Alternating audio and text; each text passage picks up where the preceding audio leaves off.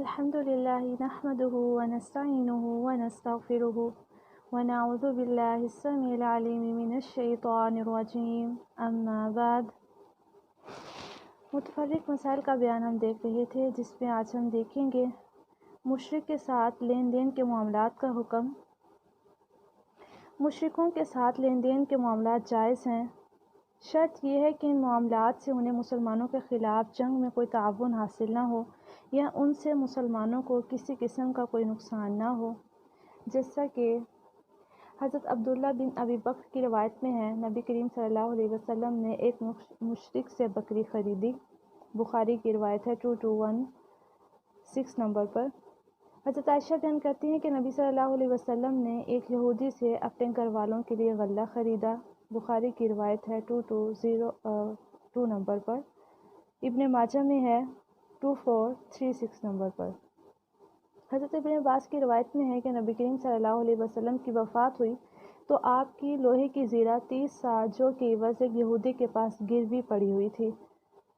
ये भी बुखारी की रवायत है 2916 नंबर पर, इब्ने माजा 2438 नंबर पर, तिरमिज़ी और नसाई में भी मौजूद है। मुसलमानों का इजमा है कि अहले ज़िम्मा और दीगर कुफ़ार व मुशरिकीन के साथ लेन देन का मामला जायज़ है। शर्त यह कि ख़रीदो फ़रोख्त की जाने वाली चीज़ हराम ना हो। अलबत्ता मुसलमानों के लिए जंगी दुश्मनों को असलह फ़रोख्त करना जायज़ नहीं। एक दूसरे मुकाम पर फरमाते हैं कि जंगी दुश्मनों को असलह फ़रोख्त करने की हुर्मत पर इजमा है। इब्ने बत्ताल रहिमहुल्लाह कहते हैं, कुफ़ार व मुशरिकीन के साथ लेन देन के मामला जायज़ हैं, सिवाय इस तिजारत के जिससे जंगी दुश्मनों को मुसलमानों के ख़िलाफ़ किसी भी किस्म का ताउन हासिल हो।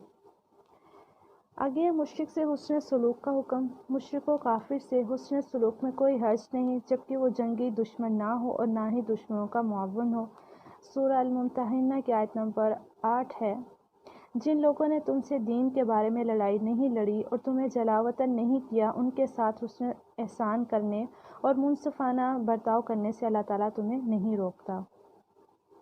हज़रत अस्मा बिन्त अबी बकर को नबी करीम सल्लल्लाहु अलैहि वसल्लम ने हुक्म दिया था कि वो अपनी माँ के साथ सिला रहमी करें, हालांकि उनकी वालदा मुशरिका थीं। बुखारी में ये रवायत मौजूद है 3183 नंबर पर, 5978 नंबर पर और 5979 नंबर पर। मुस्लिम, अबू दाऊद और मुस्लिम अहमद में भी रवायत मौजूद है। दुश्मन के ख़िलाफ़ मुशरिक से मदद लेने का हुक्म। अगर दुश्मन के मुकाबला की क़ुव्वत ना हो और मुशरिक की मदद की ज़रूरत पड़ जाए और वो मुशरिक भी बाएतमाद शख्स हो तो उससे मदद ली जा सकती है। नबी करीम सल्लल्लाहु अलैहि वसल्लम के चचा अबू तालिब सारी ज़िंदगी मुशरिक होने के बावजूद आपकी मदद करते रहे। शोब अबी तालिब में बाज़ कुफ़ार भी नबी करीम सल्लल्लाहु अलैहि वसल्लम की हमायत में आपके साथ महसूर हो गए, लेकिन आपने उन्हें ये नहीं फरमाया कि जाओ, मुझे तुम्हारी मदद की ज़रूरत नहीं। मुस्लिम की रवायत है, ताइफ से वापसी पर जब मुशरिकीन मक्का आप सल्लल्लाहु अलैहि वसल्लम के खून के प्यासे थे, आपने मुतअम जो मुशरिक था से मदद की दरख्वास्त की। फिर इसने आपको अपनी पनाह देकर मक्का में दाखिल किया। हिजरत के रास्ते में रास्ता बताने के लिए आप सल्लल्लाहु अलैहि वसल्लम ने एक मुशरिक को उजरत पर रखा। फ़तह मक्का के मौका पर बनु ख़ज़ार जो मुशरिक व काफिर थे, नबी करीम सल्लल्लाहु अलैहि वसल्लम के साथ जंग में शरीक थे। मालूम हुआ कि बवक़्त ज़रूरत मुशरिक से मदद ली जा सकती है। ताहम जिस रवायत में है कि एक मुशरिक ने नबी करीम सल्लल्लाहु अलैहि वसल्लम के साथ जंग बदर में शिरकत की इजाज़त चाही तो आपने फरमाया, वापस लौट जाओ, मैं किसी मुशरिक से हरगिज़ मदद नहीं लूँगा।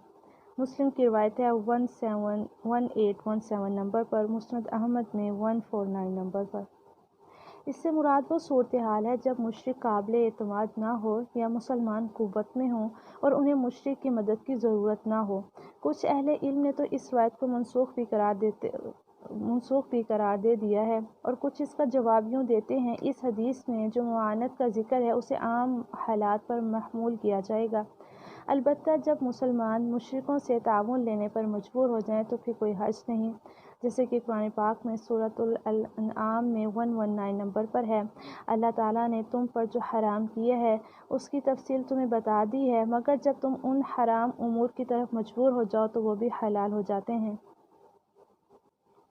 मुशरिक अहले तौहीद का वारिस नहीं। हज़रत उसामा से रवायत है कि रसूलुल्लाह सल्लल्लाहु अलैहि वसल्लम ने फरमाया, मुसलमान काफिर का वारिस नहीं बन सकता और ना ही काफिर मुसलमान का वारिस बन सकता है। बुखारी की रवायत है 6764 नंबर पर। مشرک کی نہ نماز جنازہ پڑھی جائے، نہ اسے مسلمانوں کے قبرستان میں دفن کیا جائے، نہ اس کے لیے دعائے مغفرت کی جائے، اور نہ ہی اس کی اولاد یعنی توحید پرست اولاد اس کی وارث بنے گی۔ سعودی مستقل فتویٰ کمیٹی کا فتویٰ ہے، مشرک اگر مسجد تعمیر کرا دے یا فقراء پر خرچ کرے، یہ بھی سعودی مستقل فتویٰ کمیٹی کا فتویٰ ہے، اگر کوئی کافر و مشرک مسلمانوں کے ساتھ نیکی کرتا ہے، مثلاً مساجد تعمیر کرا دیتا ہے یا غرباء و مساکین پر خرچ کرتا ہے وغیرہ، تو اسے دنیا میں ہی اس نیکی کا بدلہ دے دیا جاتا ہے، اور اس کا یہ عمل اسے جنت میں داخل نہیں کروا سکتا، کیونکہ جنت میں داخلہ تو توحید پرست اور شریعت اسلامیہ کے عامل کا ہی ہوگا۔ اس لیے روز قیامت کفار و مشرکین کے دنیا میں کیے ہوئے تمام اچھے کام ضائع ہو جائیں گے۔ سورہ الفرقان کی آیت نمبر 23 میں اللہ تعالیٰ فرماتے ہیں، انہوں نے جو اعمال کیے تھے، ہم روز قیامت ان کی طرف بڑھ کر انہیں پراگندہ ذروں کی طرح بے حیثیت کر دیں گے۔ بخاری کی روایت ہے 3053 نمبر پر، کتاب الجہاد۔ مسلم کی روایت ہے 1637 نمبر پر۔ مشرک کا جزیرہ عرب میں داخلہ ممنوع ہے، فرمان نبوی ہے مشرکوں کو جزیرہ عرب سے نکال دو۔ صحیح ترمذی کی روایت ہے 1604 نمبر پر۔ مشرک و نجس و پاک کہا گیا ہے، سورہ توبہ کی آیت نمبر 28 میں، اے ایمان والو بے شک مشرک لوگ ناپاک ہیں، یعنی اپنے عقائد و اعمال کے اعتبار سے مشرک ناپاک ہے۔ یہاں نجاست سے مراد بدن کی نجاست نہیں، کیونکہ کافر کا بدن بھی دوسرے لوگوں کی بدن کی طرح ہی ہے، البتہ یہاں معنوی نجاست مراد ہے، لہٰذا جیسے توحید اور ایمان معنوی طہارت ہے، اسی طرح شرک معنوی نجاست ہے۔ کفار و مشرکین کے علاقوں میں رہائش اختیار کرنے کا حکم محض دنیاوی اغراض و مقاصد کے لیے بلاد کفار میں جا کر رہائش اختیار کرنا جائز نہیں۔ نبی صلی اللہ علیہ وسلم کا فرمان ہے، میں ہر اس مسلمان سے بیزار ہوں جو مشرکوں کے درمیان مقیم ہے۔ ترمذی کی روایت ہے 1604 نمبر پر، ابو داؤد میں 2645 نمبر پر۔ ایک اور روایت میں ہے، جو مشرک کے ساتھ مل جل گیا اور اس کے ساتھ بلاد کفر میں رہائش اختیار کر لی، یقیناً وہ اسی جیسا ہے۔ ابو داؤد کی روایت ہے 2787 نمبر پر۔ شیخ ابن باز کہتے ہیں، کفار کے علاقوں کی طرف وہی لوگ سفر کریں جو دین میں پختہ ہیں اور دین کی دعوت پھیلانا چاہتے ہیں، البتہ عوام الناس یا نوجوان طلبہ جو دین کا فہم نہیں رکھتے اور نہ ہی انہوں نے باقاعدہ مدارس سے دینی تعلیم حاصل کی ہے، میری ان سب کو یہی نصیحت ہے کہ وہ کفار کے ممالک کی طرف سفر کرنے سے بچیں۔ اسی طرح سے شیخ صالح الفوزان، کسی بھی مسلمان کے لیے کسی شرعی مصلحت یعنی دعوت اللہ وغیرہ کے بغیر مشرکوں کے درمیان اقامت اختیار کرنا جائز نہیں۔ مشرکوں کی مشابہت سے اجتناب اور ہر کام میں ان کی مخالفت۔ حضرت ابن عمر سے روایت ہے کہ رسول اللہ صلی اللہ علیہ وسلم نے فرمایا، جس نے کسی قوم کی مشابہت کی وہ انہی میں سے ہے۔ ایک دوسری روایت میں ہے، مشرکوں کی مخالفت کرو۔ بخاری کی روایت ہے 5553 نمبر پر، مسلم کی 260 نمبر پر۔